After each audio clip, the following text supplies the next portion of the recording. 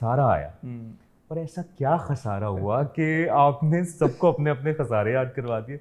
उस creative journey का हाँ, आपकी क्रिएटिव जर्नी का वो बहुत इंपॉर्टेंट पार्ट है या खसारा। या उस बारे में बताएं, खसारा का ख्याल कैसे आया और फिर? खसारा का जो ख्याल है वो तो जो मेन गाना था ना वो तो ऐसा है कि it was a melody in my head.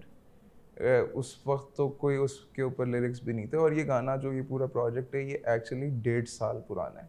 अच्छा, 1.5 साल से इट वाज कहाँ ऑन छुपा माय के रखा था लैपटॉप। इसे? हाँ तो मतलब वो ये था कि इट वाज वो जो मेलोडी है ना मेन कोरस की,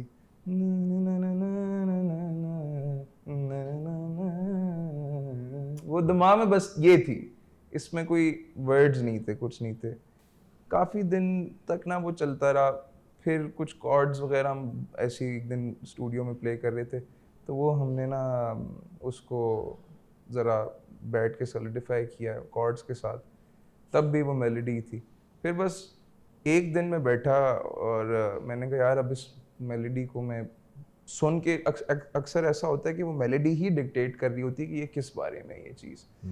तो वो जब मैंने एक दिन बैठा, उसको मैंने ज़रा मज़ीद सुना गौर से, और मैंने रियलाइज़ किया कि यार ये कुछ लॉस के बारे में, this this this melody speaks loss, कि आपका आपका कुछ नुकसान हुआ हुआ है यार, वो आपके दिल से एक वो मेलोडी निकल रही है उस तरह की। And then those words naturally came, खसारा आया, उसके इर्द गिर्द एक पूरी दुनिया बनी। एंड देन मुझे कौन था जहन में जब ये ज़हन लाइनें में लिख रहे थे? ऑनेस्टली ज़हन में ऐसा कुछ नहीं था। ऑब्वियसली ज़िंदगी के का बैगेज इतना होता है, और मेरे ना एक एक बड़ी मज़े की बात ये है कि मैं किसी भी एक बंदे को इमेजिन करके नहीं लिख रहा होता, मैं अपने आप को मल्टीपल पोजीशंस में सोच रहा होता हूँ अपनी भी ज़िंदगी के, और जो दूसरे मेरे इर्द गिर्द हैं जिनकी मैं स्टोरी सुन रहा होता हूँ। एंड मैं जनरली जब भी अपने दोस्तों से और उनसे पूछता रहता हूँ चीज़ें कि यार क्या चल रहा है।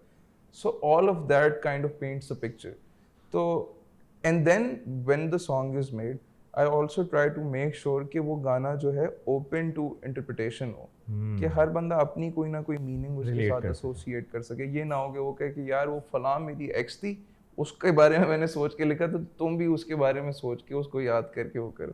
अब खसारा कुछ भी हो सकता है ना, खसारा तो लाइक इट कुड बी आपका कोई बिजनेस पार्टनर आपको हर लॉस तरह दे के से। निकल गया, मतलब हाँ। कुछ भी हो सकता है। तो मुझे आपकी बात से ये अंदाज़ा हो रहा है कि आप गाना बाद में लिखते हैं और मेलोडी आपके पहले ज़हन में होती है, या इट्स वाइस वर्सा दोनों ही होता है? होता है। अक्सर ऐसा भी होता है कि बिल्कुल ही बीट सुन के वर्ड्स आए उसके ऊपर लिख दिए। अक्सर ऐसा होता है कि कुछ दिमाग में वर्ड्स या कुछ पोइट्री चल रही होती है, उसको फिर आप मेलोडी में लेके जाते हो। तो there is no hard and fast rule. Music की खूबसूरती है ना, वो कभी कभी आपको एक आमद की तरह खुद ही बताती है कि यार इसके साथ ये होना है। You just have to let it come to you. मेरा तो हमेशा से यही प्रोसेस रहा है। मैं बैठ के बहुत ज़्यादा फोर्स करना कि आज मैं ये निकालूं, मैं ये करूं, मैं वो बनाऊं,